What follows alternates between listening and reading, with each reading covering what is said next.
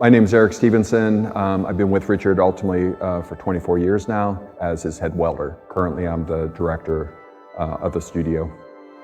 Today, we're at the White Cube Bermondsey gallery. This is Richard's debut in Europe, so we're very excited about that. So Richard was born in 1935, raised on the south side of Chicago. He had a chance to spend a certain amount of time in New York early in his career, but ultimately found that Chicago was a better place for him to actually be creative. Part of that was the access to materials and the affordability of studio space, which actually is still the case and why so many of us are in Chicago as creators now. Early on, Richard always found his materials in the scrap yards and in the alleyways of Chicago. Throughout his career, he continued to always have that pilgrimage back to the junkyard, looking for the mangled pieces.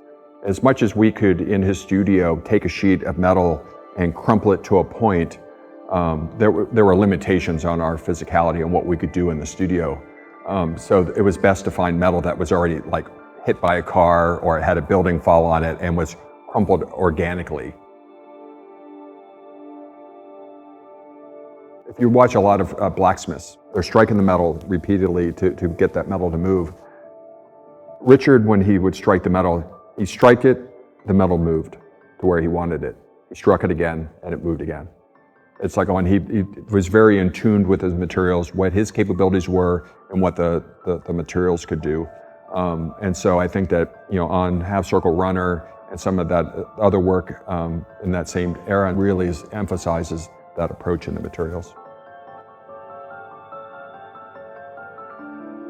When you enter Richard's studio, it's pretty much an indoor junkyard. You would think that they were just these random jumbles of materials, and there'd be moments where Richard would be working on a certain sculpture, and he's like, "Oh, I know exactly the piece I need to put here. Go find it. It's on the bottom of that pile." There was almost kind of a strata to the things, and he could have a sense of where the pieces are. So we might spend 2 days looking for that one piece of metal, but it was the perfect and magical piece of metal that really made that piece at that time.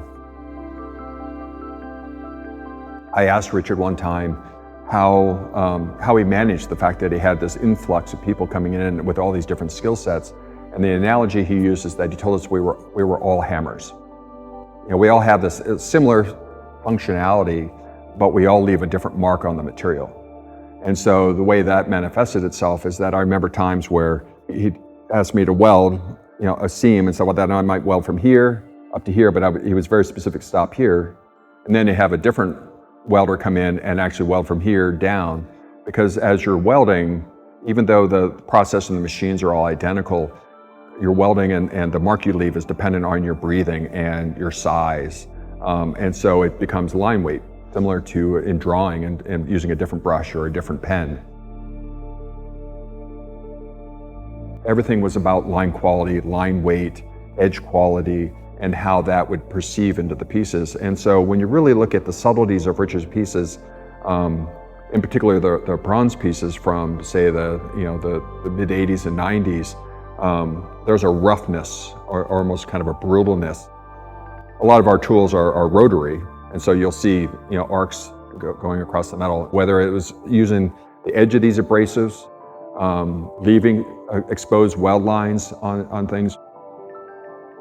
On some pieces in particular, I think Low Flight is a good example where we were actually tacking and stitching from the inside for structural reasons, but it left heat signatures down one linear edge. And Richard was just like, "Oh, that's great." And so he left it. There'd be times where the welder or say the plasma cutter was turned up too high and we get this really wet, drippy edge. Our instinct initially as young assistants is to go ahead and grind off all that evidence of the process.